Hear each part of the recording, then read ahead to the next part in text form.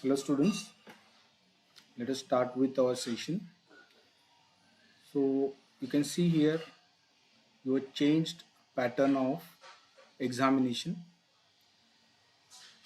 So here we can see you have got 10 multiple choice questions of 10 marks, one long answer question for 10 marks. Then there will be 7 marks question, 5 questions for 35 marks. Applied anatomy based question, applied questions of 25 marks, 5 marks each, and there will be reasoning questions, clinical reasoning questions, 4 marks each of for 20 marks. So this is a totally new pattern, and most of you are worried about the clinical based questions, but most of the content is given in your standard textbooks, that is BDC and Vishram Singh, whichever book you are referring. So if anyone is able to hear, anyone is attending live, kindly drop some comments in the chat box so that I can see that some of you are viewing this.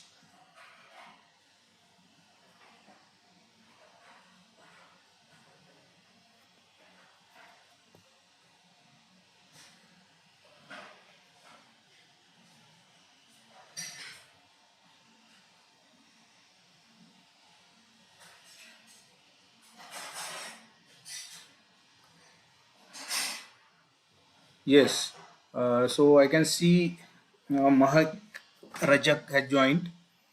So it's okay to proceed further with our session.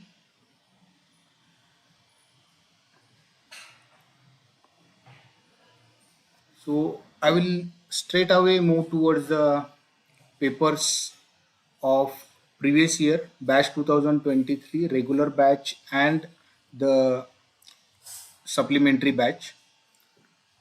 So you can see paper 1 of the regular batch and the supplementary batch, the questions for 20 marks. Previously there was 20 marks question. So 20 marks question asked on the heart and the tongue. Then 5 marks question they will be asked from neuroanatomy. Then upper extremity, mid palmar space. Again there is a question of fourth ventricle. Then head neck face, temporomandibular joint, supination and pronation. Then there is a short note from the embryology, gastrulation and fate of germ layers. And there are multiple 2 marks questions from general anatomy, from general embryology, general histology, then lymphatic drainage of the mammary gland, histology of the serous salivary gland. Again there is a question from general anatomy. Then in the next question paper we can see breast has been asked for 20 marks, thyroid gland has been asked for 20 marks. Then I would say it is an odd question, azygous venous system. Then the question from neuroanatomy, internal capsule, mediastinal surface of the right lung. Then relations of the posterior belly of digastric, it is nothing but the digastric triangle. If you remember the digastric triangle, then you can easily write the relations of the posterior belly of digastric. Intermediate mesoderm, we used to teach intermediate mesoderm as an important question, but students somehow ignore these questions. In sesamoid bone, it is a traditional question for the from the general anatomy section. In winging of scapula, maxillary artery, again students feel that it is an odd question, but it is not an odd question. Blood brain barrier, somehow some students will feel that it is an odd question. Enumerate muscles of tongue, foramen ovale, it is from osteology, but remember some of the important foramen, some of the important topics of the osteology, they can be asked as a short answer question. We will discuss it further. Then parts of the conducting system of heart, changes at the level of sternal angle, substantia nigra, Graafian follicle and pivot joint. So let us start with the questions what are important from the final exam point of view, your university exam. So students, they feel that how I'm predicting this paper. So it is just a guesswork, not anything else. Let me clear that it is nothing else. So I would like to clear it that it is just and pure guess which I am making.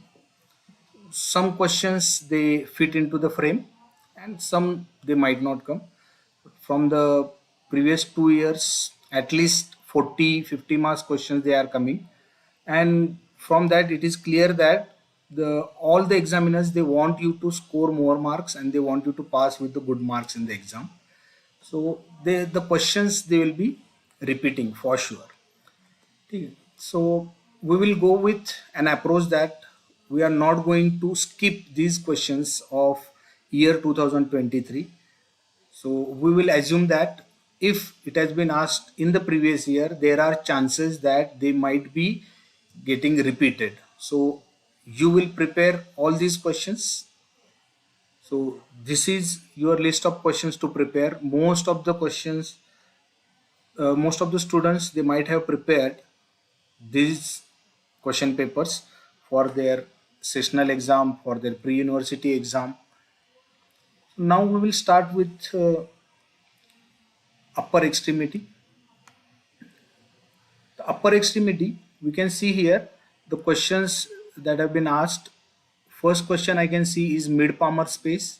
Next question is supination and pronation. Then I can see anatomical snub box for 2 marks. Next, we can see the in the second question paper, breast has been asked. Parts of conducting system, it's from thorax. So winging of scapula, one question, it has been asked from the upper extremity. So what are the likely questions you should prepare for your upcoming exams? First and foremost, on the basis of your changed exam pattern, I would like to give you the question that is brachial plexus. I hope most of the students have prepared brachial plexus thoroughly. And if you have prepared the roots trunk division chords, this part, then now focus on Erb's palsy, Klumpke's palsy, and Horner's syndrome, as well as the winging of scapula. So, first question that you should prepare is brachial plexus. Next, axillary artery. From the axilla, the axillary artery, it can be asked. So there are multiple diagrams for first part, second part, and third part. The axillary artery, it can also be asked. Next, there can be a question from the joint, that is shoulder joint. Shoulder joint, they will particularly ask you about dislocation of the shoulder joint, the factors maintaining stability of the shoulder joint. For the factors maintaining stability of the shoulder joint, all of you must be knowing, you should prepare the rotator cuff perfectly. The rotator cuff, it strengthens the shoulder joint. Other factors maintaining the integrity of the shoulder joint, it is biceps brachii, it prevents the upward dislocation, and the downward dislocation is more common because the capsule is lax inferiorly and it is not supported inferiorly by any muscle. Otherwise, anteriorly, superiorly, and posteriorly, it is supported by the rotator cuff muscles. So shoulder joint, its movements and muscle producing movements. Frozen shoulder in its applied anatomy. So they may frame a question like a patient came with difficulty in the movements of the shoulder joint, limitation while doing circumduction movements or while doing the abduction movement, and at a particular range the person is having difficulty. So what could be the possible reason? The person may be having some other elements like diabetes mellitus, which are known for its neuropathic effect. So you have to conclude that this question is based on the shoulder joint and you have to answer on the shoulder joint. So shoulder joint is our next question. Then you can see here the changes taking place at the level of sternal angle they have asked. Similarly, in the arm, there is a question that is various changes taking place at the level of insertion of coracobrachialis. So note this down. You have to prepare the changes taking place at the level of insertion of coracobrachialis. How the nerves, that is radial nerve and ulnar nerve, they change their path piercing the medial and lateral intermuscular septum. Then what are the different muscles inserting at this level? What are the muscles arising from this level? Isn't it? Next question. It is a very traditional question, that is cubital fossa. You should prepare cubital fossa thoroughly. So I haven't come to any other joint yet after shoulder joint. I'm straight away going towards the cubital fossa. After cubital fossa, we will straight away go to the flexor retinaculum. Flexor retinaculum, it is a short note. What is expected that you draw a well-labeled diagram of the flexor retinaculum, and it is synonymous with the question of median nerve. So you have to prepare median nerve thoroughly, all its applied aspects, median nerve applied aspects. So remember students, in this changed pattern, the more stress will be given on the applied aspects. So you have to read the applied aspects carefully. So median nerve, you should prepare pointing index finger, you should prepare carpal tunnel syndrome and its clinical effects. The carpal tunnel syndrome and its clinical effects, they may be incorporated into a clinical case-based scenario and they will be asked as a clinical case-based scenario question. So each student should be able to answer this question, and each student should be able to diagnose the case whether it is involving median nerve or radial nerve or ulnar nerve. Classically, if the patient is having inability to button his shirt or he's having loose grip, the nerve involved is median nerve. Then ulnar nerve, it is usually found in claw hand. The patient comes with the claw hand, partial claw hand. So if the claw hand is mentioned, you can go for ulnar nerve and the weakness on the medial side of the hand. No, medial side of the hand. We know the ulnar nerve is a nerve of hand. Intrinsic, all the intrinsic muscles or most of the intrinsic muscles of the hand, these are supplied by the ulnar nerve. That is lateral half of the flexor digitorum profundus and thenar muscles. Few of the thenar muscles, they are except they are which are supplied by the median nerve, except all other muscles, the first and second lumbrical also, it is all supplied by median nerve, but rest of the other muscles, most of the other muscles, that is the palmar and dorsal interosseae, third and fourth lumbrical, then the hypothenar muscles, these are all supplied by ulnar nerve. Radial nerve is particularly important in the arm region. A person went to the club Saturday night, then he rest with a arm hanging on the edge of the chair, and then he felt weakness in the muscles and weakness in the forearm muscles. So this could be the questions, or this could be the symptoms, signs and symptoms they will provide in the question based on the radial nerve. So radial nerve, you know that it will lead to wrist drop because it supplies the extensor muscles. So the nerve of extensor compartment is radial nerve. So you have to prepare the radial nerve and its clinical case based scenarios. So again revise this question list. That is shoulder joint, brachial plexus, axillary artery, then cubital fossa. Next, the radial nerve, median nerve, ulnar nerve. While preparing these three nerves, your sequence should be first and foremost, you should prepare median nerve. After it, you will prepare ulnar nerve, and then at last you will prepare radial nerve. Next nerve that you should prepare is musculocutaneous nerve. Musculocutaneous nerve is a nerve of front of arm. So root value, course and distribution, and its continuation and applied anatomy. So musculocutaneous nerve, it can be asked as a short note for 5 marks.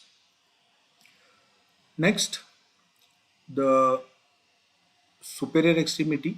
Next question can be asked from the spaces, palmar spaces. So it is already has been asked in previous exam. So you should prepare the diagram, at least the diagram of the mid palmar space, and similarly you should prepare the other spaces. Digital pulse space also. Digital pulse space is important from the MCQ point of view. So digital pulse space. In the hand again you should prepare the superficial and deep palmar arch. These are the vascular arches. Remember, in the upper extremity, what is important? What is important? It is the vascular arches, superficial and deep palmar arch. And in the inferior extremity, what is important? These are the arches of foot, the bony arches. So upper extremity, you will prepare all these questions. Breast has already been asked, so I will not again give it as a long answer question, breast, but you should prepare it, always prepare it, because individual component, it can be asked as a 5 mark short note, that is lymphatic drainage of the breast, and clinically correlate the spread of the breast carcinoma with its lymphatic drainage and the venous drainage. So for which you should remember, the breast carcinoma, it spread through lymphatic route as well as the venous route. And so here you should comment on the puckering of the skin, you should comment on the fixation of the breast, then you should comment on pudor-orange appearance, isn't it, and the spread of carcinoma towards the brain via the vertebral venous system. So please raise your thumb if you have understood the upper extremity session. I'm waiting for your comment. Please let me know that you have understood the upper extremity section.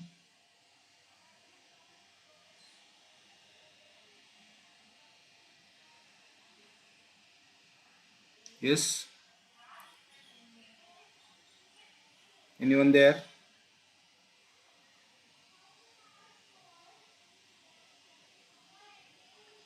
Are you able to hear me?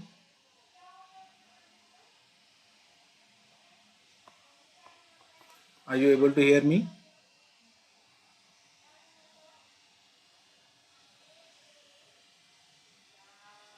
Yes. Okay. So now we will proceed further with the thorax. So the questions in the thorax, as we can see, heart has been asked for 20 marks.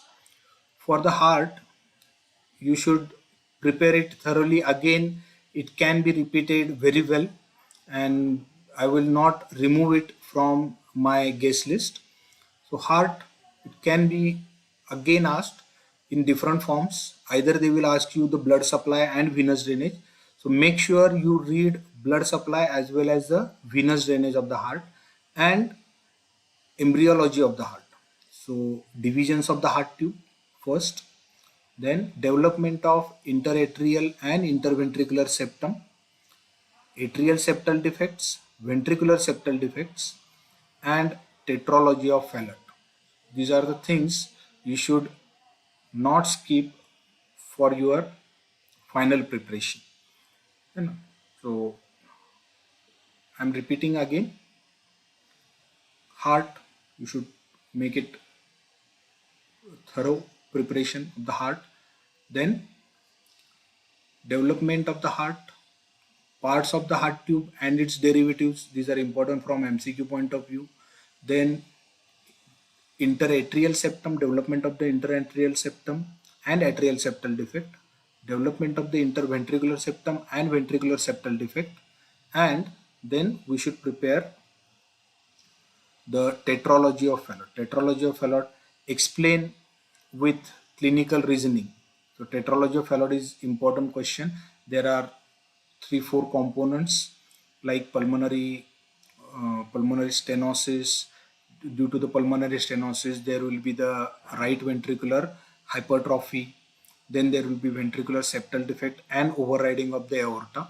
So each of these components will lead to the deformities in the tetralogy of Fallot.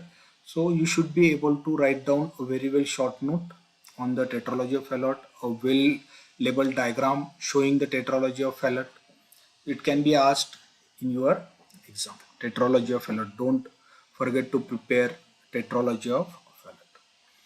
So after the heart, next thing is lungs. Lungs, you can see here the mediastinal surface of right lung has been asked. So probably they may ask bronchopulmonary segment. It is a very favorite question of the examiners. They may ask you the foreign body has lodged in the lungs, so the bronchoscopy has been performed. So in which segment of the lung it is likely to be lodged? So we know that the right bronchus is more in line with the trachea, so it is more likely to lodge towards the right side. So you should be able to answer the question accordingly. The bronchopulmonary segment is important.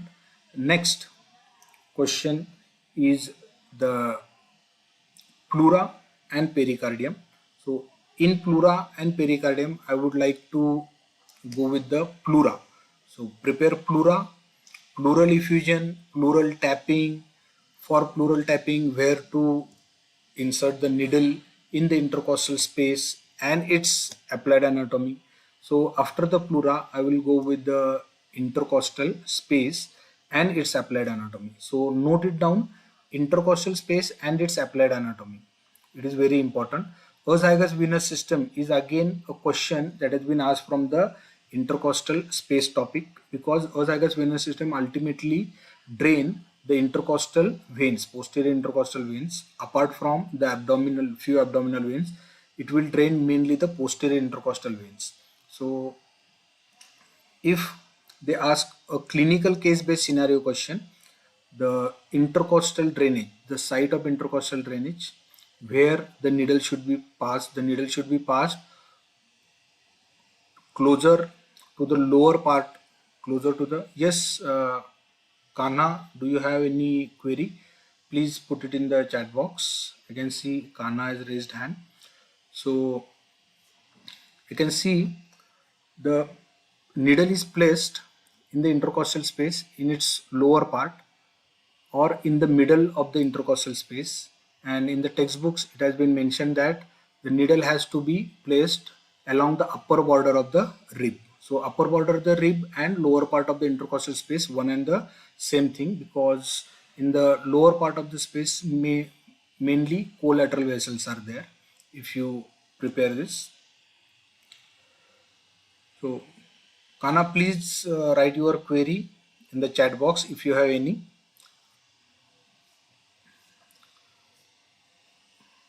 So next question that I have told you after the pleura is intercostal space and its applied anatomy. Intercostal space and its applied anatomy. Next question from the clinical reasoning based question point of view. important is mediastinal syndrome. Okay. So prepare mediastinum and mediastinal syndrome. So I am not asserting on the structure of the mediastinum, but I am asserting on the mediastinal syndrome. So you should prepare the clinical based questions for your pattern of or your scheme of examination. You should more focus on the clinical based or the applied based aspects, that is the pink box in the BDC. You should prepare more based on that. So prepare mediastinum, divisions of the mediastinum, then superior mediastinum, inferior mediastinum. So inferior mediastinum, it has got anterior, middle and posterior mediastinum. So prepare posterior mediastinum, superior mediastinum in that sequence.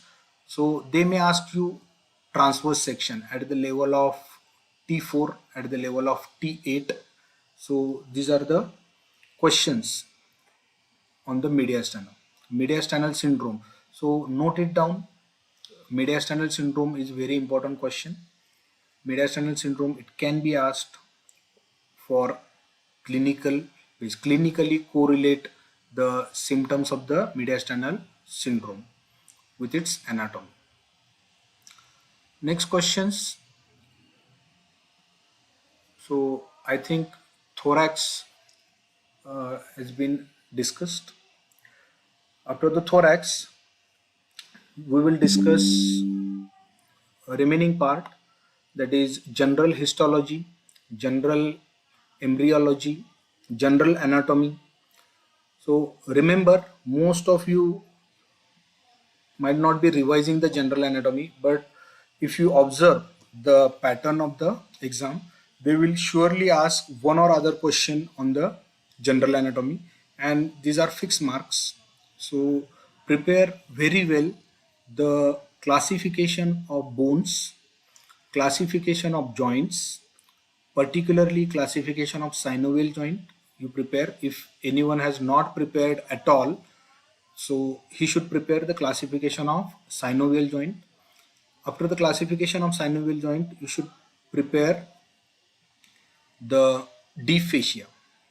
See here, they have asked about the deep cervical fascia. It is a question of head, neck and face, but the deep fascia is given separately in the general anatomy. So here you should read about what is deep fascia, where it is present, where it is absent, and what are the various modifications at various places. Like in the neck, it is modified to have different layers like investing, pretracheal, prevertebral layer, and in the upper and lower extremity, it is in the form of retinacula, various retinacula. So one such retinacula we have discussed, flexor retinaculum. I have already told you about the upper extremity, and in the lower extremity again we have modifications of the deep fascia of the thigh in the form of fascia lata, saphenous opening. So these are the modifications, iliotibial tract. These are the modifications of the deep fascia of the thigh. Again in the leg we have got the retinacula, flexor and the extensor retinacula and the peroneal retinacula. So prepare. What are the questions that I have told you? Classification of bones, classification of joints, particularly classification of synovial joints, and then you should prepare the deep fascia. So these are the topics. At least these topics you should prepare. At least these topics you should prepare. Out of these three topics, if anyone want to choose one topic, I will go with the joint and its classification. Similarly, for the general histology, go with the classifications of the epithelia, go with the classification of the glands. So read the classification of the epithelium with its example, classification of bones with its example, classification of joints with its example. So at least one example of each type you should be able to write down. Histology, I already told you, classification of the epithelium with its example. Then they will ask you the short notes from the general anatomy. Most likely to be asked is stratified squamous epithelium. So stratified squamous epithelium, if they ask, so you have to write stratified squamous, keratinized as well as non-keratinized. So simply you draw the diagram of esophagus and skin. If they ask, don't have to worry, draw the diagram of esophagus and skin. So they include both these epithelia. Then they may ask you transitional epithelium, draw available diagram of the transitional epithelium. So transitional epithelium is urothelium. So these are the questions from the general histology. Next, from the general histology, four important slides that everyone should prepare is lymphoid system, lymph node, then you have got thymus, you have got spleen, and you have got palatine tonsil. So these four slides every student should prepare. In this, I would most likely go with spleen and lymph node again.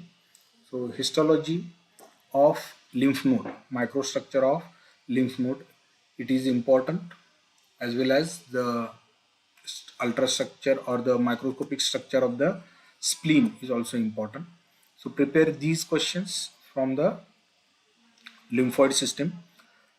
Next question that is likely to be asked is histology, the classification of cartilages, and draw available diagram of any cartilage, may it be hyaline cartilage or elastic cartilage or fibrocartilage. Most commonly they will ask hyaline cartilage followed by the elastic cartilage.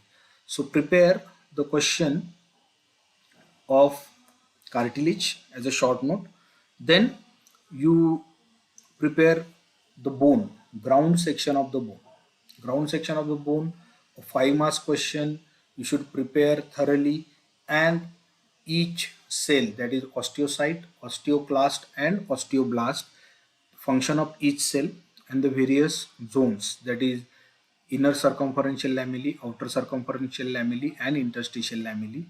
These are the things you have to prepare in the ground section of bone. So don't forget ground section of the bone. I'm again repeating, ground section of bone is important question. So general histology, I have covered few of the topics likely to be asked. Then they may ask the difference between the muscular artery and elastic artery. Similarly, they may ask you the difference between cardiac muscle and skeletal muscle. So differentiate with well-labeled diagrams. Skeletal muscle, cardiac muscle is one such question, and another question is muscular artery versus elastic artery. This is next question. So these questions you should prepare from the general histology part. Next, systemic histology part, it includes the some structures of the head, neck and face, and the thorax, viscera. So I would like to comment on the lungs. In the lungs, you should prepare the slide of epiglottis, the respiratory system. You should prepare the slide of epiglottis, the slide of trachea, and draw a well-labeled diagram showing histology of the lungs. So these are the questions you should prepare for the histology of thorax session. Now we will move towards the head, neck and face and neuroanatomy. For head, neck and face, looking at the previous year questions, so tongue, heart, breast and thyroid, what is remaining is the triangle. They haven't asked any triangle in this. They haven't asked about the parotid gland. They haven't asked about the pharyngeal arches. They haven't asked about the extraocular muscles. Then there is no question on the middle ear. So you should prepare these questions. So let us start with the first topic. So you must be remembering face. So face has got important connections with the cavernous sinus, and it is likely to cause the cavernous sinus thrombosis. We have seen the dangerous area of the face. So dangerous area of the face is important clinical based question that is likely to be asked. So prepare dangerous area of the face and its connections with the cavernous sinus, isn't it? So dangerous area of the face. One, after the face there is scalp. So dangerous area of the scalp. Which layer of the scalp is known as the dangerous layer of the scalp? या फिर the layer of the loose areolar tissue is known as dangerous layer of the scalp. Explain with the clinical reasons. This is a important clinical based questions which can be asked. So prepare these two questions, very important. So they can ask you draw a available diagram of the scalp and clinically give the reason why the loose areolar tissue is known as the dangerous layer of the scalp. So you should be able to answer this question. So note it down. Dangerous area of the face and its connection with the cavernous sinus first. Second, that is the dangerous area of the scalp. Third one, that is platysma muscle and its importance. Platysma muscle and its importance. The platysma muscle importance that can be asked clinically. It is the external jugular vein is piercing the platysma muscle and the deep layer of the uh, investing layer of the deep cervical fascia. So investing layer of deep cervical fascia, it is covered by the platysma muscle which is subcutaneous. So platysma muscle, it prevents the pressure on these structures, and if there is incision on the platysma muscle and it has been stitched wrongly, then it may lead to contraction of this muscle. And if there is cut on the external jugular vein and if it is not separated from the surrounding deep uh, surrounding investing layer of the deep cervical fascia, it may lead to air embolism. So this question, a person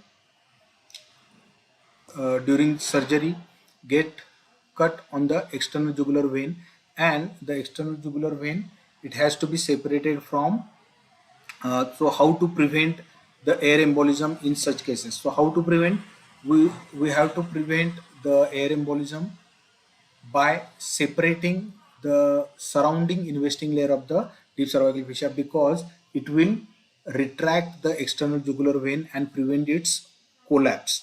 So when we separate from surrounding investing layer of the deep cervical fascia, it will give rise to prevention of the air embolism. So there is one such important clinical based question on the platysma muscle also. So platysma, investing layer of the deep cervical fascia, then scalp and the face. These are the questions I have given you. Next, we will discuss the triangles. In the triangles, there is very important triangle, that is posterior triangle of the neck. So before preparing anterior triangle of the neck, you prepare posterior triangle of the neck.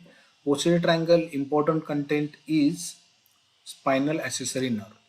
Spinal accessory nerve. Spinal accessory nerve, it supplies trapezius as well as the sternocleidomastoid muscle. So if there is injury to the spinal accessory nerve, these two muscles may get paralyzed. So easily they can frame a clinical case-based question on this particular topic.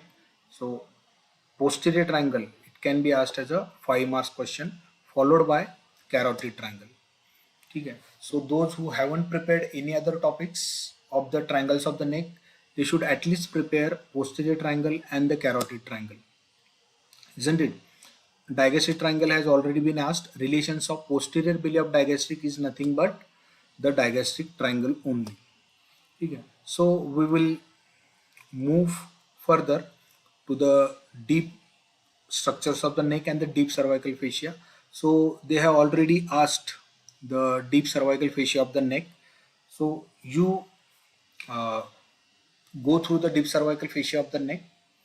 So there are less chances of it being repeated because there are many other important questions also. So we will go with next part, that is parotid gland and the otic ganglion. Parotid gland and otic ganglion, there are many important questions on the parotid gland, beginning from its fascia and its tight nature, unyielding nature of this parotid fascia. Then there is the Frey's syndrome, that is also called as auriculotemporal nerve syndrome. So this Frey's syndrome, it can be asked as a clinical case-based scenario. Then the Hilton's method for the incision of the parotid gland swellings or parotid abscess. What is the Hilton's method? Why the parotid swellings are painful? There are many questions that can be asked on the parotid gland. So for me, it is more likely the long answer question, parotid gland. Prepare parotid gland for this year. जिन्होंने बाकी कुछ भी prepare नहीं किया है वो सबसे पहले पैरोटिड ग्लैंड प्रिपेयर कर ले इस साल के लिए. पैरोटिड ग्लैंड से ही हमारी फेशियल नर्व भी जा रही है. सो सबसे पहले आप क्या याद रखोगे, पैरोटिड ग्लैंड से फेशियल नर्व सिर्फ पास होती है, वो फेशियल नर्व पैरोटिड ग्लैंड को सप्लाई नहीं करती. Facial nerve it is just passing through the parotid gland. Parotid gland का नर्व सप्लाई जो सिक्रिटोमोटर नर्व सप्लाई है वो आता है ग्लॉसोफेरेंजियल नर्व. तो glossopharyngeal nerve it supplies secretomotor fibres to the parotid gland, ठीक है, थ्रू द ओटिक गैंग्लियन. ठीक, otic ganglion. So secretomotor pathway of the parotid gland. So easily a 10-mark question can be asked on the parotid gland. Draw a well-labeled diagram showing the structures passing through the parotid gland. Draw a well-labeled diagram showing its relations, parotid gland relations. So it is most likely to be asked in this exam, parotid gland. Next question you should prepare is after the thyroid. So thyroid gland you will again prepare because it has been asked in the previous year question. Tongue also has been asked as a previous year question. So I would like to comment on the tongue. So tongue, though it has been asked as a previous year question, as a long answer question, they can very well ask clinically correlate the nerve supply of the tongue with its development as a 5-mark question. So you should never skip such an important topic. Tongue, every student should prepare tongue, but more focus should be on the nerve supply with its development, clinical correlation of the nerve supply with its development. Okay, so development of the tongue with its nerve supply. So what is the correlation with the development? So as it is developing from first pharyngeal arch, second pharyngeal arch, third and fourth pharyngeal arch, it will get supplied by these nerves. So first pharyngeal arch, you must be knowing that first pharyngeal arch is mandibular nerve, second pharyngeal arch is facial nerve, third pharyngeal arch it is glossopharyngeal nerve, and fourth arch it is by the branches of vagus, that is superior laryngeal nerve, and the sixth one is by the recurrent laryngeal nerve. So first, second, third and fourth. So first arch lingual nerve from the mandibular nerve, the branch lingual nerve. Then second arch in the form of chorda tympani, which is carrying the taste sensation. Again the third arch glossopharyngeal, which is carrying the taste sensation from the posterior 1/3 except the circumvallate papilla, and the posterior most part it is supplied by the vagus nerve. So this question, that is correlate the nerve supply of the tongue with its development, ये पूछा जा सकता है. ठीक है. Then the facial nerve, we have discussed the facial nerve as it is passing through the parotid gland.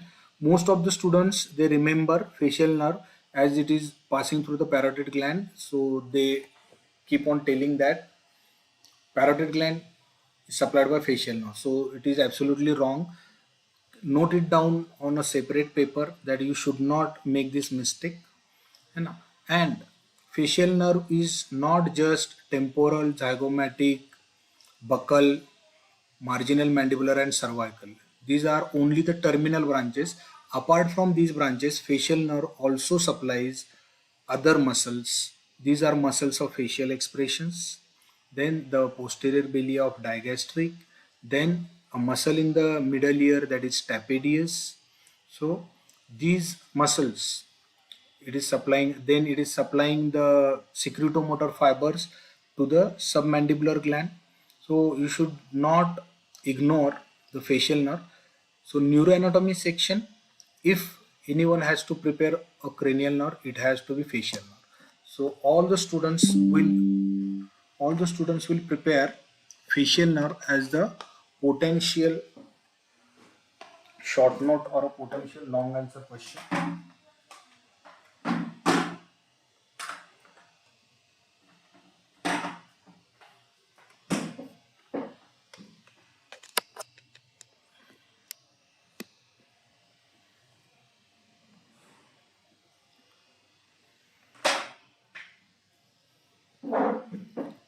Next, in the head, neck and face, we have got the after the parotid gland, temporomandibular joint they have asked. So further. I will move further towards the pharynx. In the pharynx, draw a well-labeled diagram showing the section of the pharynx and the structures passing in between the constrictor muscles. This is a question that can be asked for 5 marks. Then you should be able to write down a clinical case-based scenario about the pharyngeal diverticulum, that is inferior constrictor and its two parts. So if any one of you are able to remember this question, that is Killian's dehiscence. Killian's dehiscence is the gap in between the two parts of the inferior constrictor muscles, that is thyropharyngeus part and cricopharyngeus. Inferior constrictor, it has got two parts, thyropharyngeus part and the cricopharyngeus. इन दोनों के बीच में weakness रहता है, एक inherent weakness रहता है, दोनों part का अलग अलग नर्व सप्लाई रहता है, तो दोनों पार्ट की एक्शन भी अलग अलग रहती है. जब एक पार्ट कॉन्स्ट्रिक्ट करता है, कॉन्ट्रैक्ट करता है, तो दूसरा पार्ट डायलेट करता है. जैसे कि थायरोफेरेंजियस अगर कॉन्ट्रैक्ट कर रहा है तो क्रिकोफेरेंजियस उस वक्त डायलेट कर रहा है. अगर किसी भी तरह का न्यूरोमस्कुलर इनकोऑर्डिनेशन होता है तो जो म्यूकोजा है ये जो वीकनेस वाले पार्ट से बाहर आउटपोच कर जाता है और इसको फेरेंजियल डायवर्टिकुलम बोलते हैं. तो किलियंस डेहिसेंस के थ्रू जो फेरेंजियल डायवर्टिकुलम होता है, इस पे clinical case based scenario based question पूछ सकते हैं. So remember this question as a important question from your exam point of view, clinical case based scenario, है ना. So it can be asked as a MCQ also. So you will prepare this for MCQ point of view also. After the pharynx you will prepare the larynx. Larynx is important from the short note point of view, and in the clinical reasoning they may ask you about the pyriform fossa.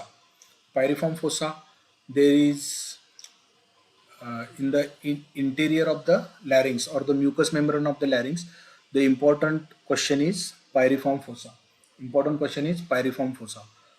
है ना. तो pyriform fossa, in the floor of the pyriform fossa the important nerve is internal laryngeal nerve. तो internal laryngeal nerve अगर इंज्योर हो जाती है, so there will be sensory loss of the supply of the larynx, and it may lead to loss of the cough reflex, and the foreign bodies, they may easily get lodged in the larynx. So you should be able to give the clinical reasons of the pyriform fossa. It is also known as smuggler's pouch. If you have read about the pyriform fossa, it is known as the smuggler's pouch. So prepare pyriform fossa for the exam point of view, है ना. पायरिफॉर्म fossa, इस पर जरूर आपको clinical case based scenario का question पूछा जा सकता है. है ना। इसके बाद जो इम्पोर्टेंट क्वेश्चंस बचते हैं उसमें आता है extra ocular muscles. Extra ocular muscles, extra ocular muscles के साथ हम प्रिपेयर करते हैं third, fourth and sixth cranial nerve. Extra ocular muscles के साथ हम क्या प्रिपेयर करते हैं? Third, fourth and sixth cranial nerve. So prepare extra ocular muscles and third, fourth and six cranial nerve. ये साथ में आपको प्रिपेयर करने, ये टॉपिक आपको साथ में प्रिपेयर करना है। सबको ये चीज़ तो याद रहती ही है, SO4, LR6 and rest of the muscles by the oculomotor nerve, rest of the muscles by oculomotor nerve। और जब हम थर्ड, फोर्थ और सिक्स क्रेनियल नर्व की बात करते हैं तो हमें याद आना चाहिए cavernous sinus. So after the parotid gland, next important question that I would like to suggest you is cavernous sinus. So parotid gland पहले प्रिपेयर करें, उसके बाद कैवर्नस साइनस हर कोई प्रिपेयर करे। कैवर्नस साइनस का थ्रोम्बोसिस, एक पेशेंट को फेस पर पिंपल हुआ था या in the region of nose उसको पिंपल हुआ था, फिर वो उसने ब्रेक कर दिया या फोड़ दिया और उसके बाद उसे इन्फेक्शन हुआ और फिर उसको थ्रोम्बोसिस हो गया। तो इसके बारे में क्वेश्चन पूछ सकते हैं, क्लिनिकल केस बेस्ड सिनेरियो, और आपको पूछ सकते हैं write down the structure that has been affected in the thrombosis. So it has to be cavernous sinus. So what are the likely causes of the cavernous sinus thrombosis? So what is the cause? So for the cause you should write down the connection that I have told you, that is facial nerve and its connection with the cavernous facial vein and its connection with the pardon if I called facial nerve, it is not facial nerve, it is facial vein. Facial vein, the drainage of the face to and its connection with the cavernous sinus. So cavernous sinus, what are the two questions I have given you?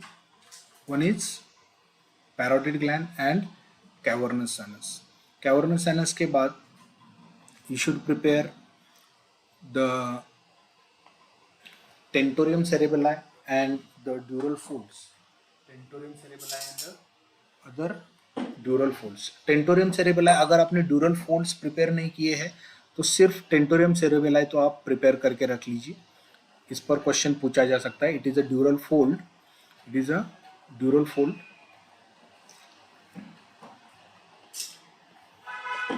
Next question that is likely to be asked from the head, neck and face is middle ear. So middle ear it can be very well asked. Middle ear में आपको बहुत सारा applied aspect, for each wall of the middle ear there is an applied aspect. So clinically correlate the symptoms of the middle ear, that is middle ear को हम कहते हैं CSOM, ASOM, otitis media. Middle ear को हम क्या कहते हैं? Middle ear को हम कहते हैं otitis media. Otitis is inflammation, ठीक है। सो मिडिल ईयर की पैथोलॉजी कौन सी है? Otitis media.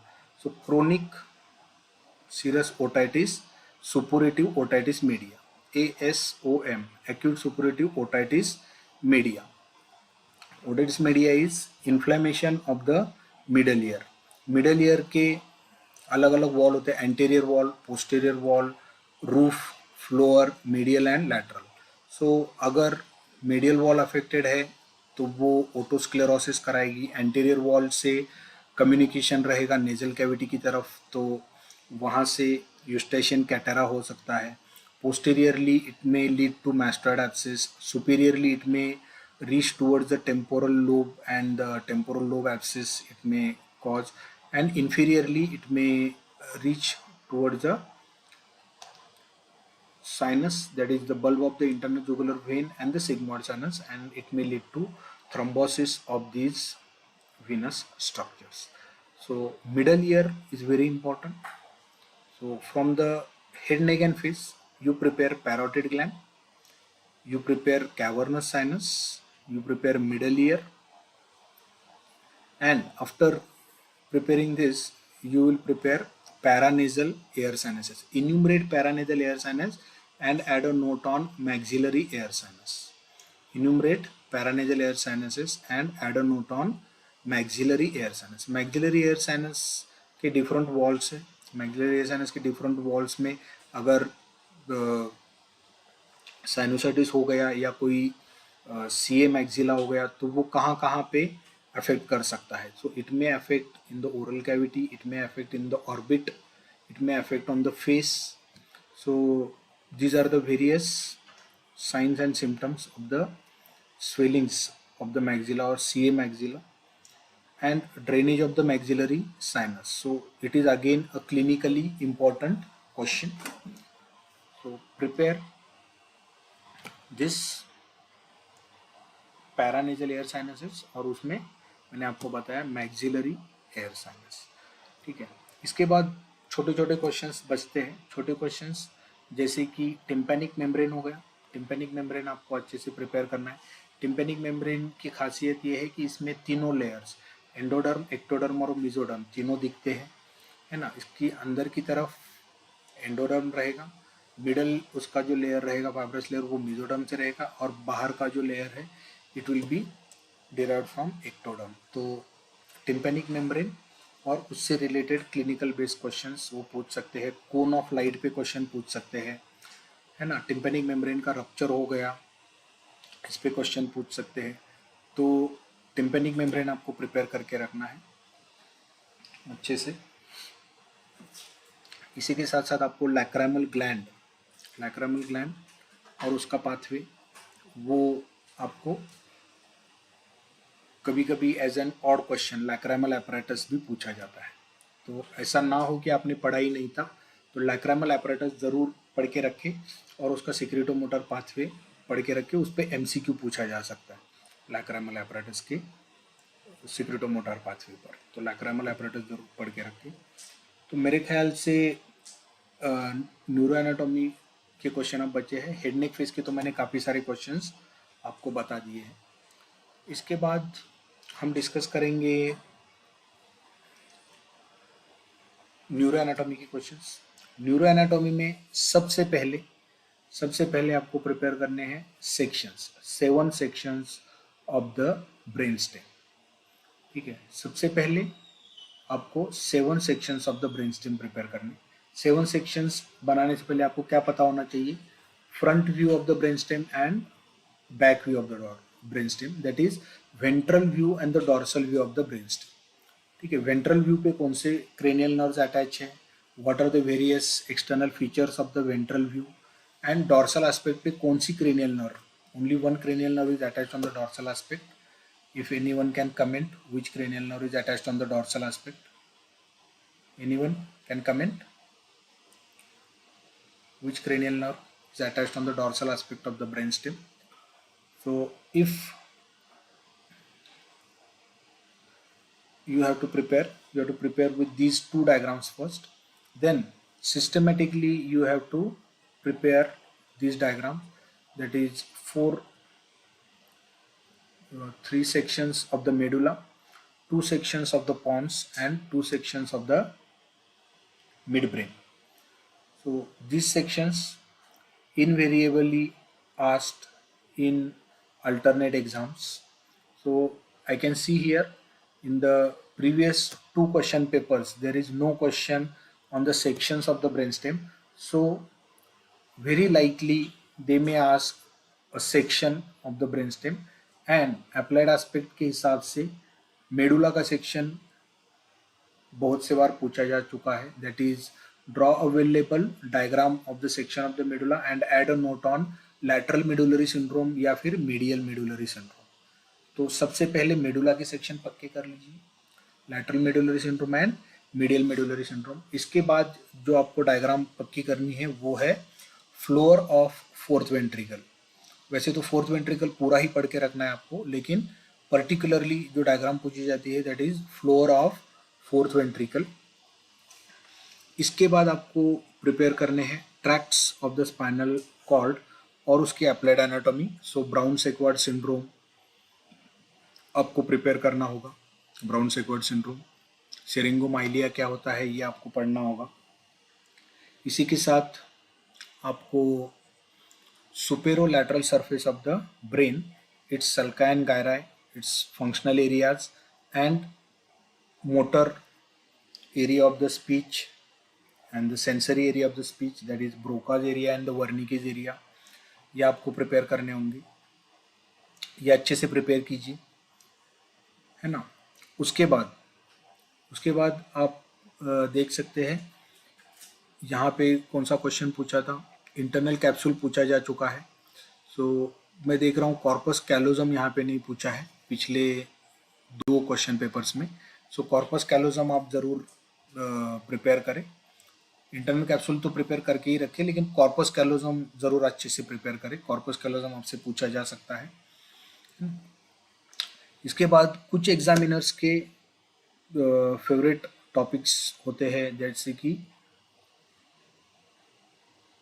Circle of Willis and blood supply of brain. तो सर्कल ऑफ विलिस आपको अगर एरिया वाइज ब्लड सप्लाई याद नहीं है तो ज़रूर आप circle of Willis at least prepare करके जाइए। Circle of Willis and it's applied anatomy, जैसे कि what is Charcot's artery of the cerebral hemorrhage, what is recurrent artery of Hubener, it's a branch of, इस पर MCQ काफ़ी सारे पूछे जा सकते हैं।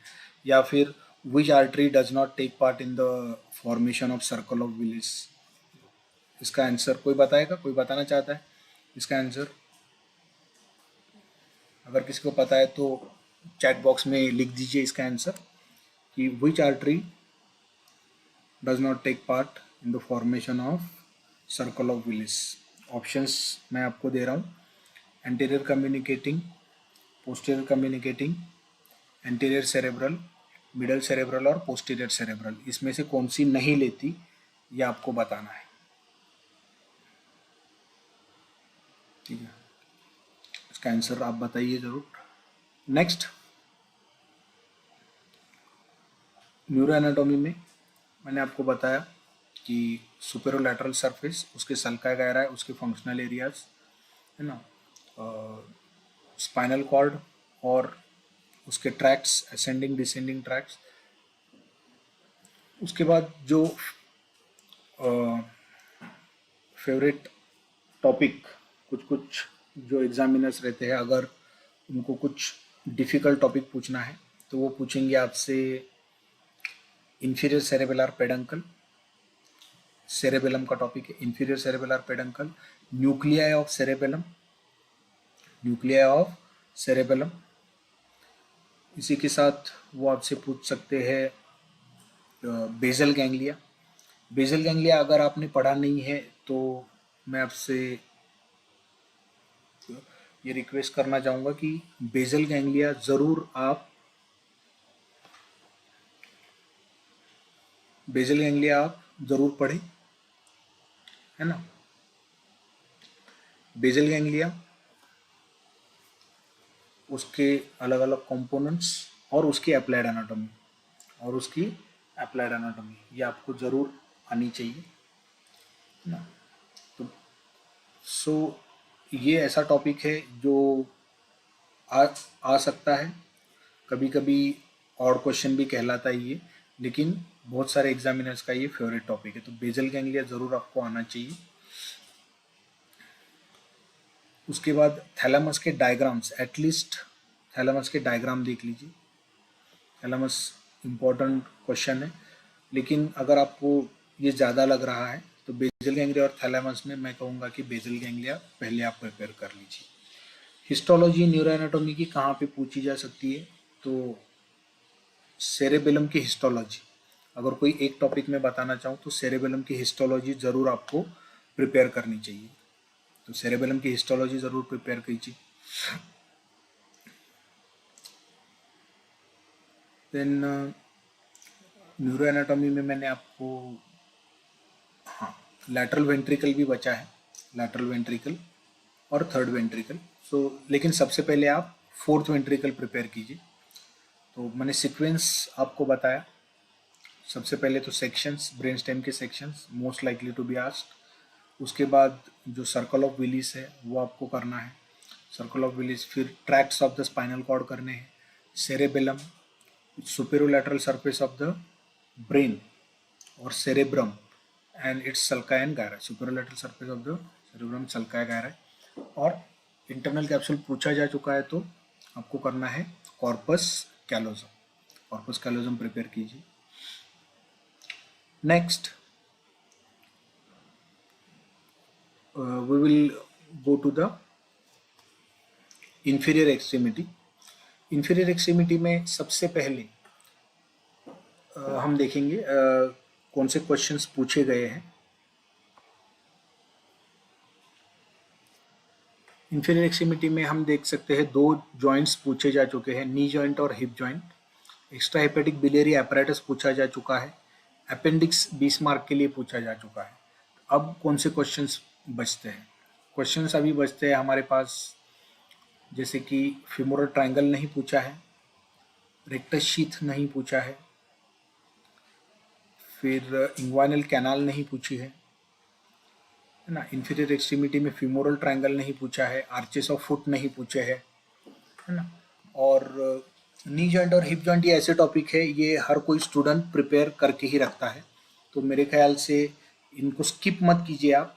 ये इनके छोटे छोटे पार्ट्स 5 मार्क्स के लिए पूछे जा सकते हैं। जैसे नी जॉइंट में आपको डेफिनेटली क्रूशिएट लिगामेंट की एप्लाइड एनाटॉमी और उनके बारे में लिखना आना चाहिए, और मेनिस्काई का स्ट्रक्चर और उनकी एनाटॉमी, इसके बारे में, उसके अप्लाइड एनाटॉमी, इसके बारे में लिखना आना चाहिए। तो ये ज़रूर प्रिपेयर कीजिए आप, ये दो टॉपिक पहले तो। लेकिन मेरे ख्याल से इस बार के क्वेश्चन पेपर में इन दोनों जॉइंट में से एक जॉइंट पूछ सकते हैं। फिर आपको अप्लाइड एनाटॉमी बेस्ड क्वेश्चन अगर उनको पूछना है तो वो ज़रूर आपको इंग्वाइनल कैनाल पूछेंगे। Inguinal canal, what are the mechanisms of the inguinal canal, ये पूछेंगे। What is the difference between direct and indirect inguinal hernia, what is the difference between femoral and inguinal hernia, ये आपसे पूछेंगे। तो सबसे पहले आप इंग्वाइनल कैनाल का टॉपिक जरूर प्रिपेयर कर लीजिए। इंफीरियर एक्सट्रीमिटी का टॉपिक अगर कहे जाए तो फीमोरल ट्रायंगल सबने प्रिपेयर करके रखा ही होता है, ये टॉपिक बिल्कुल मत छोड़ना। फिर पॉप्लिटियल फोसा कीजिए, एडक्टर कैनाल कीजिए, एडक्टर कैनाल का अप्लाइड एस्पेक्ट रहता है ना। पॉप्लिटियल आर्टरी का एन्यूरिज्म, अगर पॉप्लिटियल फोसा में पॉप्लिटियल आर्टरी का एन्यूरिज्म हो गया है तो कौन सी आर्टरी हमें लाइगेट करनी है? हमें लाइगेट करनी है फीमोरल आर्टरी। कहाँ पे लाइगेट करनी है? एडक्टर कैनाल में, ठीक है। तो ये ज़रूर आप याद रखिए। तो ये अप्लाइड एस्पेक्ट हुआ, इसलिए ये क्वेश्चन पूछे जाने के बहुत ज़्यादा चांसेस रहते हैं। तो एडक्टर कैनाल पूछे जाने का चांस है, एडक्टर कैनाल बहुत अच्छे से प्रिपेयर कीजिए। एडक्टर कैनाल मुझे यहाँ पे दिख भी नहीं रही है कि पूछी है उन्होंने, है ना। उन्होंने हैमस्ट्रिंग मसल्स पूछे हैं 2 मार्क के लिए, है ना। तो एडक्टर कैनाल प्रिपेयर कीजिए आप बहुत अच्छे से, बहुत अच्छे से एडक्टर कैनाल प्रिपेयर कीजिए। Next, structures under cover of gluteus Maximus, इनकी डायग्राम बहुत अच्छे से प्रिपेयर कीजिए। ग्लूटियस मैक्सिमस से मुझे अपर एक्सट्रीमिटी का एक क्वेश्चन याद आया, दैट इज डेल्टॉइड। डेल्टॉइड और उसके structures under cover of the deltoid, intramuscular injection की साइट डेल्टॉइड में कहाँ पे दी जाती है, अपर हाफ में या लोअर हाफ में, ये पूछा जाता है। वैसे ही ग्लूटियल रीजन में कौन सा क्वाड्रेंट सेफ रहता है इंट्रामस्कुलर इंजेक्शन देने के लिए, ये पूछा जाता है। तो these are all applied aspects. So in applied aspects पे आपको क्वेश्चंस पूछे जाते हैं।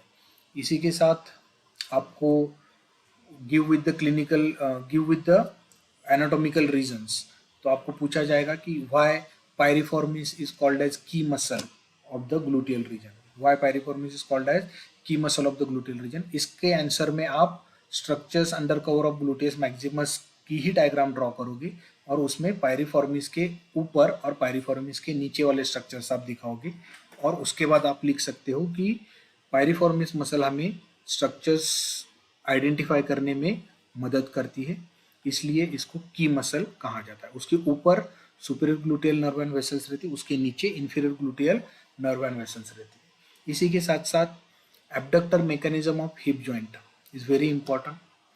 Abductor mechanism of hip joint अगर आपसे पूछा जाता है तो उसके साथ आपको ट्रेंडेलनबर्ग साइन पूछा जाएगा, है ना। Trendelenburg sign and Trendelenburg test, these are two different entities. Trendelenburg sign is abductor mechanism of hip joint जब वो डेफिशिएंट होता है या फिर जब वो प्रॉपर फंक्शनिंग नहीं करता है, जिसमें सुपीरियर ग्लूटियल नर्व अगर इंजर्ड हो जाती है तो ये मसल्स पैरालाइज हो जाते हैं, ग्लूटियस मीडियस और gluteus minimus. So there will be a faulty abductor mechanism and it will lead to which gate, waddling gate. So it will be called as Trendelenburg sign. Okay. And Trendelenburg test is in the great saphenous vein.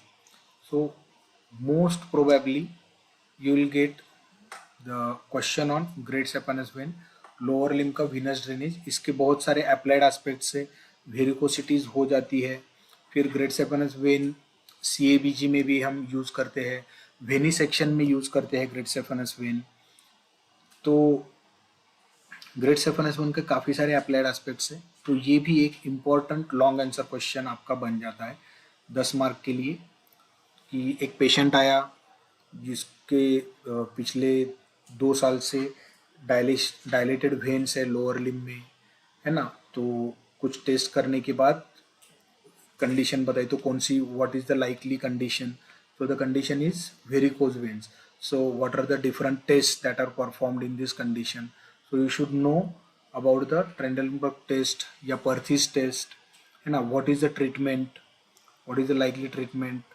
तो इस तरह से आपको clinical case based scenario बना के question पूछ सकते हैं। तो इंफीरियर एक्सट्रीमिटी में नी जॉइंट हिप जॉइंट तो पूछा जा चुका है, तो इस बार के लिए आप प्रिपेयर कीजिए पॉप्लिटेल फोसा अच्छे से। पॉप्लिटेल फोसा के बाद आप प्रिपेयर कीजिए फीमोरल ट्रायंगल अच्छे से प्रिपेयर कीजिए। फीमोरल ट्रायंगल के बाद आप प्रिपेयर कीजिए ग्रेट सेफेनस वेन। ये 3 क्वेश्चंस आप अच्छे से प्रिपेयर कीजिए। और इसके बाद arches of foot, arches of foot lateral और मीडियल लॉन्जिट्यूडिनल दोनों आर्चेस ऑफ फुट अच्छे से प्रिपेयर कीजिए। इसके अलावा ट्रांसवर्स आर्चेस भी होते हैं, लेकिन पहले आप लॉन्जिट्यूडिनल आर्चेस अच्छे से प्रिपेयर कर लीजिए। अगर आपको कॉन्फिडेंस आ जाए कि हम आगे का भी पढ़ सकते हैं तो फिर ट्रांसवर्स आर्चेस पे आप चले जा सकते हैं, लेकिन सबसे पहले मीडियल लॉन्जिट्यूडिनल आर्च और लैटरल लॉन्जिट्यूडिनल आर्च और इसका अप्लाइड एस्पेक्ट पढ़ना ना भूलें, ठीक है, क्योंकि क्वेश्चन अप्लाइड बेस्ड पे ही पूछे जाएंगे। लगभग आपके 45 मार्क्स के क्वेश्चन अप्लाइड एस्पेक्ट पे पूछे जाने वाले हैं। इसके अलावा 10 मार्क के MCQs में भी अप्लाइड बेस्ड क्वेश्चन या clinical based scenario based questions पूछे जाने वाले हैं, तो ये क्वेश्चन ज़रूर प्रिपेयर करके जाए। रेटिनाकुलम, जैसे हमने फ्लेक्सर रेटिनाकुलम पढ़ा था, वैसे ही हमें इंफीरियर एक्सट्रीमिटी में भी फ्लेक्सर रेटिनाकुलम और एक्सटेंसर रेटिनाकुलम और structures passing under this retinacula, at least remember the structures passing under the retinacula. इन पर MCQs पूछे जाते हैं, इन पर MCQs पूछे जाते हैं, ठीक है। और क्लिनिकल रीजनिंग या फिर anatomical reasoning, why the popliteus muscle is called as key muscle of the knee joint, ठीक है, why popliteal muscle is called as key muscle of the knee joint, या फिर पोप्लिटेस मसल की short note 5 mark के लिए। इसमें हमें popliteal muscle का ओरिजिन, इंसर्शन, नर्व सप्लाई और एक्शन में हमें बहुत अच्छे से लॉकिंग अनलॉकिंग एक्सप्लेन करना है, ठीक है। So we know that popliteus muscle is muscle of unlocking, ये अनलॉकिंग करती है ना। और लॉकिंग करने वाली मसल कौन सी है, वास्टस मेडियालिस, ये हमें पता होना चाहिए, है ना।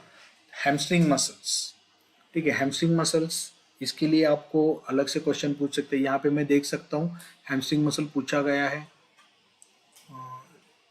पॉप्लिटेस स्टमक बेट, तो हैमस्ट्रिंग मसल पे भी क्वेश्चन, हाँ हैमस्ट्रिंग मसल पे क्वेश्चन पूछा गया है। ये क्वेश्चन डायरेक्टली हैमस्ट्रिंग मसल ना पूछकर वो ये पूछ सकते हैं कि why short head of biceps femoris is not included in hamstring muscles.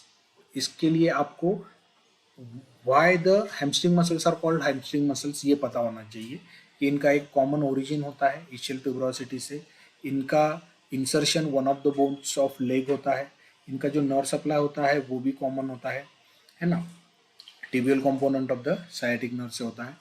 तो ये सारी चीज़ें ये हैमस्ट्रिंग मसल्स फुलफिल करते हैं ये क्राइटेरिया, लेकिन short head of the biceps femoris ये क्राइटेरिया फुलफिल नहीं करता, इसलिए उसको हैमस्ट्रिंग मसल नहीं कहते। तो ये क्वेश्चन भी पूछा जा सकता है। तो ये दो क्वेश्चन यहाँ पे पूछे हैं। तो पॉप्लिटेल्स मसल का भी क्वेश्चन क्लिनिकल बेस्ड करके आपको पूछा जा सकता है रीजनिंग में, है ना। तो मैंने आपको सीक्वेंस बता दिया है किस तरह से आपको प्रिपेयर करना है ना। इसके अलावा आपको इन्वर्जन इवर्जन ये क्वेश्चन इंफीरियर एक्सट्रीमिटी में प्रिपेयर करना है, और प्रोनेशन एंड सुपाइनेशन ये क्वेश्चन आपको अपर एक्सट्रीमिटी में प्रिपेयर करना है। ये दो क्वेश्चंस रहेंगे, ठीक है। इसके बाद हम प्रिपेयर करेंगे abdomen, abdomen and pelvis. Abdomen and pelvis में सबसे पहले तो जो भी आप विसेरा प्रिपेयर करेंगे उस विसेरा की हिस्टोलॉजी और एम्ब्रियोलॉजी साथ में ही प्रिपेयर करें, लेकिन वो हिस्टोलॉजी के और एम्ब्रियोलॉजी की किताब से, है ना। इनके डायग्राम्स आप भले ही आपने हिस्टो एम्ब्रियो ना पढ़ा हो, लेकिन मेक श्योर कि आप इनके डायग्राम्स ज़रूर एक बार प्रैक्टिस करें। तो हिस्टो और एम्ब्रियो जो विसेरा है उनके साथ, तो मैं यहाँ पे देख सकता हूँ अपेंडिक्स 20 मार्क के लिए पूछा गया है, लेकिन appendix being a clinically important question it can very well be repeated. So appendix छोड़िए मत, अपेंडिक्स के positions of the appendix, appendix की हिस्टोलॉजी पूछ सकते हैं, और McBurney's point, psoas test and obturator test of the appendix ये ज़रूर आप प्रिपेयर कीजिए। अपेंडिक्स स्किप मत कीजिए कि पिछली बार पूछा तो अभी नहीं पूछेंगे, ज़रूर ये 5 मार्क के लिए पूछ सकते हैं, है ना। इसके बाद स्टमक, स्टमक का लिम्फेटिक ड्रेनेज बहुत अच्छे से प्रिपेयर कीजिए। स्टमक बेड ऑलरेडी पूछा जा चुका है ना। तो एब्डोमेन में मेरे ख्याल से ड्यूओडेनम और पैनक्रियाज इनकी बारी बची है, तो ड्यूओडेनम और पैनक्रियाज अच्छे से प्रिपेयर कीजिए। सेकंड पार्ट ऑफ ड्यूओडेनम अच्छे से प्रिपेयर कीजिए, उसके बाद थर्ड पार्ट ऑफ ड्यूओडेनम कीजिए। जब ड्यूओडेनम प्रिपेयर करेंगे तो ड्यूओडेनम की हिस्टोलॉजी और उसका कंपैरिजन इसोफेगस की हिस्टोलॉजी के साथ, दोनों में सब म्यूकोजा में ग्लैंड्स होते हैं, तो इनकी हिस्टोलॉजी कंपेयर कीजिए। ड्यूओडेनम और पैनक्रियाज इनकी एम्ब्रियोलॉजी भी यूनिक है, क्योंकि इनका कुछ पार्ट फोरगट से डेवलप होता है, कुछ पार्ट मिडगट, ये at the junction of foregut and midgut develop होने वाले ऑर्गन से। तो इनके लिए भी आपसे पूछा जा सकता है कि these organs are supplied by both coeliac trunk and superior mesenteric artery, why. So इसका आपको आंसर रीजनिंग देना आना चाहिए, क्योंकि इसका जो ड्यूओडेनम का above the opening of the pancreatic duct जो पार्ट है सेकंड पार्ट का, it is derived from the foregut, और जो नीचे वाला पार्ट है it is derived from the midgut. So that is why the artery of foregut, that is celiac trunk, it is supplying the blood supply or branches to the duodenum, as well as the artery of midgut is also supplying branches to the duodenum. इसी के साथ साथ pancreas, annular pancreas पूछ सकते हैं, annular pancreas के बाद pancreas division पूछ सकते हैं, है ना। तो पैनक्रियाज की डेवलपमेंट बहुत अच्छे से कर लीजिए। पैनक्रियाज में बॉडी ऑफ पैनक्रियाज पूछ सकते हैं, आपको क्लिनिकल केस बेस्ड सिनेरियो बना के दे सकते हैं इस पर, है ना। तो क्लिनिकल केस बेस्ड सिनेरियो में आपको ये डबल बबल साइन पूछ सकते हैं, एन्युलर पैनक्रियाज की वजह से डबल बबल साइन होता है। तो पैनक्रियाज और ड्यूओडेनम ये दो क्वेश्चंस इस बार के एग्जाम के लिए आप बहुत अच्छे से प्रिपेयर कीजिए, है ना, apart from appendix which has been previously asked. तो ये जो सारे क्वेश्चंस है ये तो आप प्रिपेयर करने ही वाले हो, लेकिन इसके अलावा मैं आपसे ये कह रहा हूँ कि ड्यूओडेनम और पैनक्रियाज ये मैं इस एग्जाम के लिए मान के चल रहा हूँ कि इसमें से एक आधा क्वेश्चन वो पूछ सकते हैं। इसके अलावा यूटेरस, यूटेरस आप जरूर प्रिपेयर कीजिए, क्योंकि यहाँ पे मुझे यूटेरस पे कोई क्वेश्चन नहीं दिख रहा है। तो यूटेरस में आप सपोर्ट्स ऑफ यूटेरस अच्छे से प्रिपेयर कीजिए। यूटेरस के बाद एनल कैनाल प्रिपेयर कीजिए आप, एनल कैनाल प्रिपेयर कीजिए।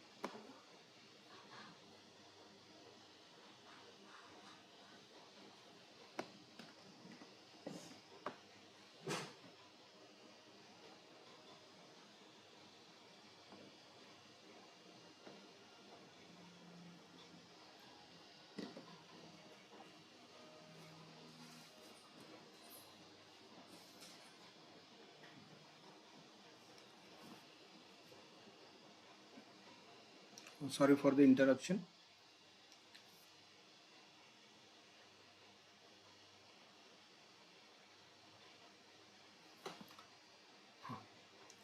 तो एनल कैनाल और हिमोरॉइड्स आप प्रिपेयर कीजिए अच्छे से, एक्सटर्नल और इंटरनल हिमोरॉइड्स आप अच्छे से प्रिपेयर कीजिए ये क्वेश्चंस। इसके बाद एक क्वेश्चन बचता है, that is portosystemic anastomosis, sites of portosystemic anastomosis, है ना, ये ज़रूर अच्छे से प्रिपेयर कीजिए। यहाँ पे मैं टेस्टीज का क्वेश्चन बहुत कम देख रहा हूँ, तो टेस्टीज अच्छे से प्रिपेयर कीजिए। Testes is a potential question for 10 marks. So इसकी ग्रॉस एनाटॉमी, हिस्टोलॉजी और एम्ब्रियोलॉजी तीनों बहुत ही अच्छे से प्रिपेयर कीजिए। इसके बाद हिस्टोलॉजी ऑफ ओवरी प्रिपेयर कीजिए अच्छे से। हिस्टोलॉजी ऑफ ओवरी आप स्किप नहीं कर सकते, हिस्टोलॉजी ऑफ ओवरी कीजिए। यूटेरस मैंने ऑलरेडी आपको बता दिया है ना। पेरिटोनियम में आप इपिप्लोइक फोरामेन बहुत अच्छे से प्रिपेयर कीजिए, इपिप्लोइक फोरामेन। फिर लीवर की हिस्टोलॉजी आप अच्छे से प्रिपेयर कीजिए। किडनी, किडनी बहुत बार पूछी जा चुकी है। किडनी के एंटेरियर और पोस्टीरियर रिलेशंस आप प्रिपेयर करते ही हो, लेकिन उसी के साथ साथ आप प्रिपेयर कीजिए किडनी की डेवलपमेंट। किडनी की डेवलपमेंट बहुत अच्छे से प्रिपेयर कीजिए। किडनी की डेवलपमेंट के साथ आपको जो रिप्रोडक्टिव सिस्टम है उसमें मीजोनेफ्रिक डक्ट और पैरामीजोनेफ्रिक डक्ट, ये एम्ब्रियोलॉजी के टॉपिक्स है, ये अच्छे से प्रिपेयर करने हैं। और एम्ब्रियोलॉजी की एक शॉर्ट नोट जो बहुत फ्रिक्वेंटली पूछी जाती है, that is rotation of gut and its anomalies as well as vitello intestinal duct और उसके एनोमलीज। ये दो क्वेश्चंस आप नोट कर लीजिए, वाइटेलो इंटेस्टाइनल डक्ट और उसके anomalies,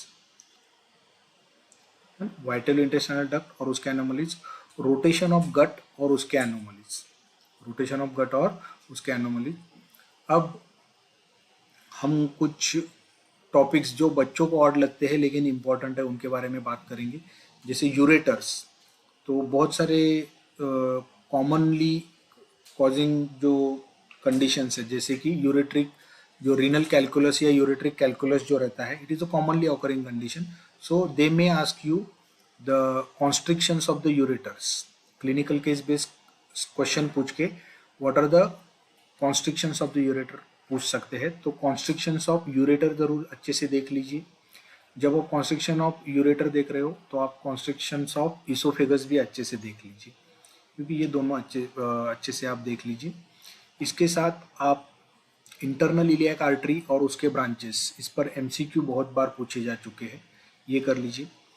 urinary bladder, urinary bladder उसका इंटीरियर, यूरिनरी ब्लैडर के इंटीरियर की डेवलपमेंट और यूरिनरी ब्लैडर का नर्व सप्लाई।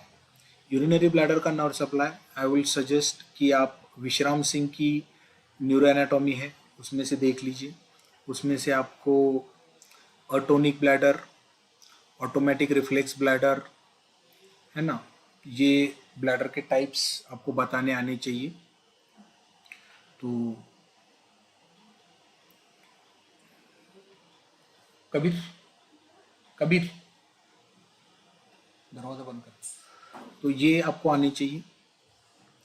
इसके बाद आप अब कुछ क्वेश्चंस जैसे पाउच, पेरिनियल पाउच आप प्रिपेयर कीजिए। Superficial and deep perineal pouch, इनके जो कोरोनल सेक्शन के डायग्राम्स दिए हुए हैं ये आपको बहुत अच्छे से प्रिपेयर करने हैं, है ना। तो ये आपको ज़रूर, आपको लग रहा होगा कि ये ऑड क्वेश्चंस है, लेकिन ये पूछे जा सकते हैं 5 मार्क के लिए। Very important, superficial and deep perineal space, superficial and deep perineal space, और उसी के साथ साथ आपको पेरिनियल मेम्ब्रेन भी प्रिपेयर करना है। यूरिथ्रा का course, that is membranes urethra का रप्चर और बल्बार यूरिथ्रा का रप्चर और उनके क्लिनिकल इफेक्ट्स, ये आपको अच्छे से करने हैं। इस पर क्वेश्चन जरूर पूछा जाएगा। मेम्ब्रेनस यूरिथ्रा और बल्बार यूरिथ्रा, इनके रप्चर और इनकी वजह से जो क्लिनिकल इफेक्ट्स होते हैं उस पर क्वेश्चन पूछा जाएगा, है ना। तो ये बहुत अच्छे से ये टॉपिक प्रिपेयर करें आप। मैंने आपको टेस्टीज बहुत अच्छे से प्रिपेयर करने के लिए बोला है। इसके बाद और एब्डोमेन पेल्विस में इस्चियोएनल फोसा प्रिपेयर कीजिए। Ischioanal fossa is again an important short note. तो अगर हम एब्डोमेन के क्वेश्चंस इस बार के एग्जाम के लिए पढ़ना चाहते हैं तो सबसे पहले हम प्रिपेयर करेंगे portocaval anastomosis, duodenum and pancreas, kidney पूरी तरह से प्रिपेयर कीजिए, टेस्टिस पूरी तरह से प्रिपेयर कीजिए, है ना। यूटेरस पूरा प्रिपेयर कीजिए। ये कुछ क्वेश्चंस है जो आपको स्किप नहीं करने हैं, बाकी क्वेश्चंस मैंने ऑलरेडी बता दिए हैं। लेकिन इस बार के एग्जाम के लिए जो इम्पोर्टेंट टॉपिक्स मुझे लग रहे हैं वो है कौन से मैंने बताया आपको। डुओडेनम, उसमें भी सेकंड पार्ट और थर्ड पार्ट। उसके बाद पैनक्रियाज, जब मैं डुओडेनम और पैनक्रियाज बोल रहा हूँ तो ये समझ लीजिए कि उसकी एम्ब्रियोलॉजी और हिस्टोलॉजी वो भी करनी है आपको, तो ये दोनों करने हैं। इसके बाद मैंने आपको यूटेरस बताया, है ना। यूटेरस, अपेंडिक्स मुझे लगता है फिर से पूछा जाएगा, अपेंडिक्स आप ज़रूर कर लीजिए। फिर एनल कैनाल, इस्चियोएनल फोसा, ये कर लीजिए। पेरिनियल स्पेस दोनों में से एक पूछी जाएगी, ये कर लीजिए आप। और रेक्टस शीथ यहाँ पे पूछा जा चुका है, रेक्टस शीथ एक बार पहले भी, तो आप देख कर रखिए रेक्टस शीथ, और उससे रिलेटेड क्वेश्चंस हो सकता है एमसीक्यू पूछा जाए एक आध बार, है ना। फिर और जो क्वेश्चंस बचते हैं वो है पिट्यूटरी ग्लैंड की हिस्टोलॉजी। पिट्यूटरी ग्लैंड की हिस्टोलॉजी बहुत अच्छे से कीजिए। सुप्रारेनल ग्लैंड की हिस्टोलॉजी और सुप्रारेनल ग्लैंड का ब्लड सप्लाई और सुप्रारेनल ग्लैंड की डेवलपमेंट, ये बहुत अच्छे से करनी है। सुप्रारेनल ग्लैंड की हिस्टोलॉजी सबसे पहले प्रिपेयर कीजिए। सुप्रारेनल ग्लैंड आप एमसीक्यू पॉइंट ऑफ व्यू से भी पढ़ सकते हैं, लेकिन सुप्रारेनल ग्लैंड की हिस्टोलॉजी बहुत अच्छे से कीजिए। Again repeat, pituitary gland, suprarenal gland, ये बहुत अच्छे से कीजिए, है ना। इसके बाद कुछ क्वेश्चंस ऐसे हैं जो बोन से रिलेटेड पूछे जाते हैं। जैसे आपने देखा था हेड नेक फेस में फोरामेन ओवल पूछा जा चुका है, वैसे ही सुपीरियर ऑर्बिटल फिशर भी पूछा जा सकता है। सुपीरियर ऑर्बिटल फिशर एक ऐसा क्वेश्चन है। दूसरा क्वेश्चन है फोरामेन मैग्नम और उससे पास होने वाले स्ट्रक्चर, ये भी पूछा जा सकता है। इसके बाद तीसरा क्वेश्चन जो बोन से रिलेटेड, बोन के ऊपर पूछा जा सकता है, वो है पिकुलरिटीज ऑफ द क्लैविकल, ये पूछी जा सकती है। पिकुलरिटीज ऑफ द क्लैविकल पूछी जा सकती है। पिकुलरिटीज ऑफ द क्लैविकल के बाद ये आपको दूसरा और कौन सा क्वेश्चन पूछ सकते हैं, इलियक क्रेस्ट पूछ सकते हैं। इलियक क्रेस्ट और उसकी diagram, superior view of the attachments of the iliac crest, इस पर क्वेश्चन जरूर पूछ सकते हैं कि उसमें कौन से मसल के अटैचमेंट है। Draw available diagram of the iliac crest. इसके बाद sacrum, draw available diagram showing relations of ala of sacrum, draw available diagram showing relations of the neck of first rib. ठीक है, तो ये आपको अच्छे से आने चाहिए। इसी के साथ साथ आपको सर्वाइकल रिब पता होनी चाहिए। तो ये कुछ क्वेश्चंस है जो बोन के ऊपर भी पूछे जाते हैं। तो मेरे ख्याल से आपको इम्पोर्टेंट क्वेश्चंस कुछ हद तक पता चल गए हैं। इसके बाद आपको जो कोई भी क्वेरीज हो, आप मुझे इंस्टाग्राम चैनल मेरा जो है easyanatomy4ug, या फिर मेरा जो दूसरा हैंडल है खाड़े बिपिन, उस पर भी आप पूछ सकते हैं। तो बेस्ट लक। और अगर आपको और एक सेशन इस पे चाहिए, जैसे कि एग्ज़ाम में टाइम मैनेजमेंट कैसे करना है ना, तो आप कमेंट्स में डालिए, हम और एक सेशन ले लेंगे, लाइव सेशन, कि डायग्राम्स ड्रॉ करते वक्त क्या अप्रोच रखना चाहिए, क्वेश्चंस किस तरह से पहले अटेम्प्ट करने चाहिए, ये हम